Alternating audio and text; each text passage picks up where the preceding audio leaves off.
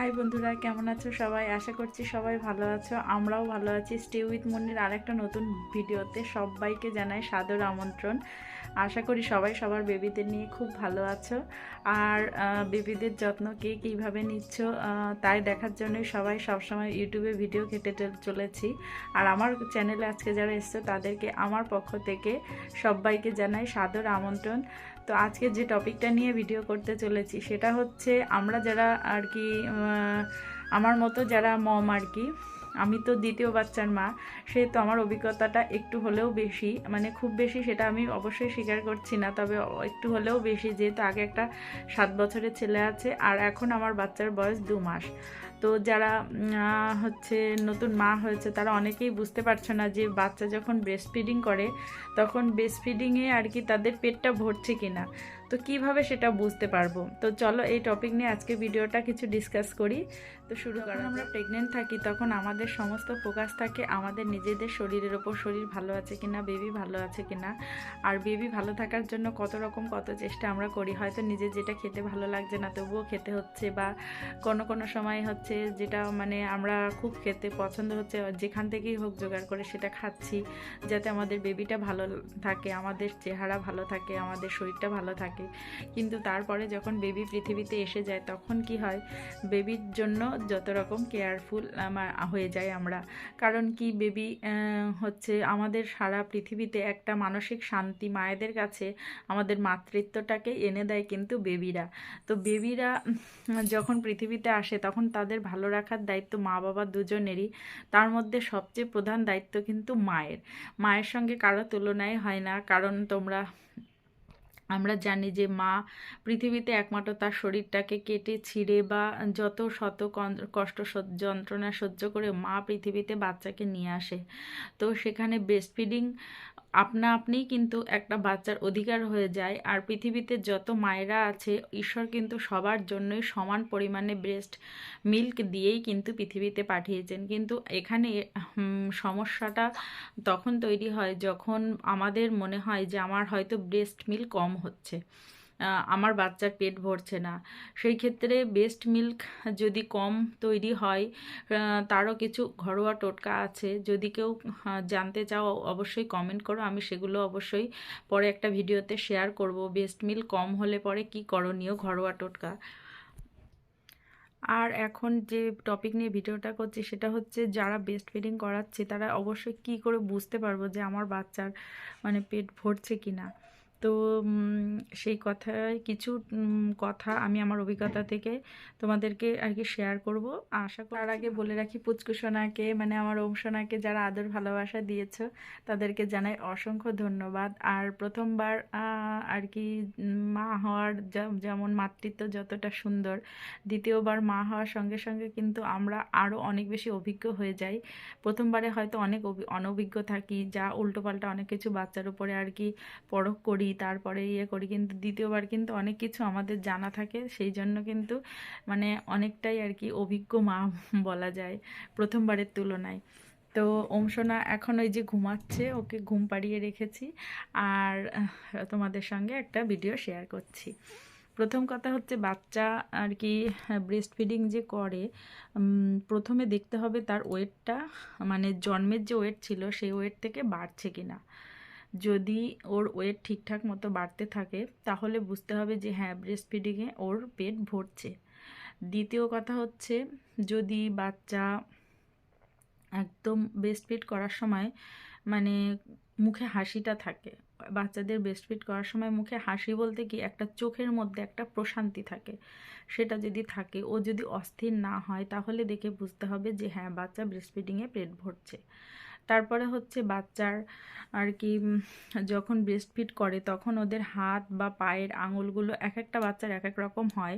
সেটা হচ্ছে প্রথমে যখন ওরা খুব ক্ষুধার্ত থাকে হয়তো পায়ের হাতের আঙুলগুলো এরকম মানে গুটানো থাকবে, আর পায়ের আঙুলগুলো এরকম মানে ওর প্রত্যেকটা আঙুল এরকম বেঁকানোর মতো গোটানো থাকবে। যখনই ও আস্তে আস্তে ফিড করতে থাকবে আর ওর মানে খিদেটা চলে যেতে থাকবে তখনই ওটা আস্তে আস্তে ও হাতের মুঠোটা এইভাবে এইভাবে ছাড়াতে থাকবে।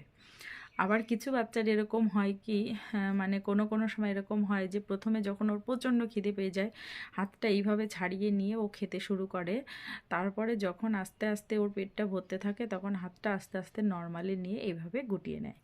তো আমি কিন্তু এরকম মানে নিজের অভিজ্ঞতা থেকে কিন্তু আমি এগুলো শেয়ার করছি, কোনো ভিডিও বা কারোর কাছ থেকে শুনে কিন্তু না। আমি আমার বাচ্চাদের যেমন দেখেছি তেমনই কিন্তু হচ্ছে। আমার বড় ছেলে কিন্তু বহুত দিন পর্যন্ত ব্রেস্ট ফিড করেছে, আর আমি ওকে প্রায় মানে 6-6.5 বছর পর্যন্ত ব্রেস্ট ফিড করেছে সলিডের সঙ্গে সঙ্গে। আর তারপরে আর এখন যে বেবি আছে তাকেও কিন্তু ব্রেস্ট ফিডিংই করাই। এরপরে যেটা একদম লক্ষ্য রাখার বিষয় সেটা হচ্ছে বাচ্চা ঠিকঠাক পটি করছে কিনা আর টয়লেট করছে কিনা, মানে হিসু করছে কিনা। একটা নিউবর্ন বেবির দিনে প্রায় 6 থেকে 8 বার আর কি, মানে দিনের বেলাতেই আর কি হিসু তো করা উচিত, আর সেই সঙ্গে পটিও 5-6 বার তো পটি অবশ্যই করা উচিত। আর তার বেশ মানে নিম্নে আর কি এটা, আর তার বেশি অবশ্যই করা উচিত। সেই ক্ষেত্রে যদি দেখা যায় বাচ্চা ঠিকঠাক ইস্যু করছে না, যদি কেউ ডাইপার পরিয়ে রাখে অল টাইম তাহলে ডাইপারটা দেখতে হবে ভারী হচ্ছে কি না। আর যারা আমাদের মতো ন্যাকড়াতে আর কি বাচ্চাকে রাখি, আমি তো প্রথম থেকে কাপড়ের ন্যাকড়াই ইউজ করি, সবাই জানো সেটা। যদি এরকম হয় তাহলে দেখতে হবে যে কতবার বাচ্চা ইস্যু করছে। যদি বাচ্চা ঠিকঠাক ইস্যু করে থাকে তাহলে বুঝতে হবে যে হ্যাঁ বাচ্চা ব্রেস্ট ফিডিংয়ে ওর পেট ভরছে। আর বাচ্চা যদি দুধ না পায়, যখন দুধ চাটবে তখন অবশ্যই কান্না করবে, প্রচুর কান্না করবে। কারণ বড় ছেলে আমার 2 1-এর বেলায় কি হয়েছিল, এরকম একদিন রাতে দুধ পাচ্ছিল না, আমার একটু সমস্যা ছিল। তারপরে হঠাৎ করে মানে দুধ খাচ্ছে অথচ মানে ভীষণ পরিমাণে কান্না করছে। বাচ্চা যখনই ওর পেট ভরবে না তখন কিন্তু প্রচুর পরিমাণে কান্না করবে। এরপরে যে আমরা টপিকটা নিয়ে আর কি কথা বলতে পারি সেটা হচ্ছে বাচ্চা পটির কালার। পটির কালার যদি পুরোপুরি ইউরিন মানে হলুদ থাকে আর কি, একদম ইয়েলো থাকে, তাহলে বুঝতে হবে যে বাচ্চার আর কি মানে ব্রেস্ট ফিডে ও সন্তুষ্ট, কারণ ওর পেট ভরছে। আর যদি পটির কালারটা ইয়েলো না হয়, প্রথম বাচ্চা যখন একদম হয় তখন ওর কালারটা একটু সবুজ কালার থাকে, তারপরে হালকা হলুদ হতে থাকে। বাচ্চা যখন প্রায় 2 মাস বয়স হয়ে যায় একদম হলুদ হয়ে যাবে পটির কালারটা। যদি পটির কালারটা পুরোপুরি হলুদ হয়ে যায় তাহলে বুঝতে হবে যে হ্যাঁ বাচ্চার কিন্তু মানে দুধে পেট ভর্তি। বাচ্চা সব সময় অস্থির থাকলে, তারপরে কান্নাকাটি করলে, তারপরে ক্রমাগত শুকিয়ে যেতে থাকলে, তারপরে ধরো বিভিন্ন রকম কারণে বাচ্চা মানে না ঘুমালে, ঠিকঠাক না ঘুমালে, তখন বুঝতে হবে যে বাচ্চার কিন্তু দুধে পেট ভরছে না, ওকে কিন্তু পর্যাপ্ত পরিমাণে ওর দুধটা পাচ্ছে না। কারণ ব্রেস্ট ফিড করা বাচ্চারা কিন্তু খুব ভালো ঘুমায়। যখনই ওরা ব্রেস্ট ফিড করতে মানে পেট ভরবে না তখন ওরা আর ঘুমাতে চাইবে না, ঠিকঠাক মতো ঘুমাবে না, হয়তো একটুখানি ঘুমালো আবার উঠে পড়লো।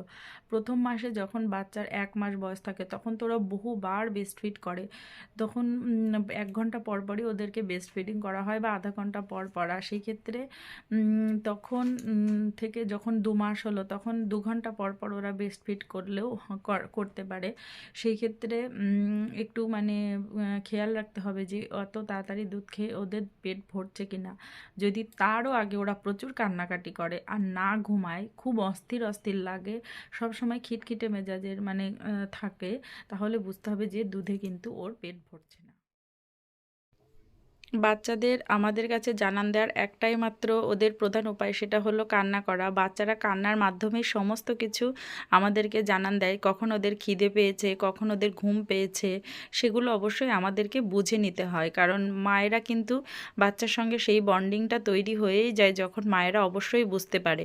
এছাড়া বাচ্চা যদি খিদে পায় তাহলে তো কান্না করে, আর বাচ্চার যে পেট ভরেছে কিনা কয়েকটা লক্ষণ দেখলেই বোঝা যায়। হয়তো খেতে খেতে খুব তাড়াতাড়ি দুধ ছেড়ে দিল, কিংবা সে ঘুমিয়ে পড়লো, হয়তো বা অস্থিরতা দেখাচ্ছে না, বা খুব মুখে হাসি দিচ্ছে, তখন বুঝতে হবে যে হ্যাঁ দুধ খেয়ে ওর পেট ভরছে। এছাড়া প্রত্যেক সপ্তাহে ওর ওজনটা মেপে দেখতে হবে যে ঠিকঠাক মতো ওজন বাড়ছে কি না, তাহলেই বোঝা যাবে যে দুধ খেয়ে বাচ্চার পেট ভরছে কি না।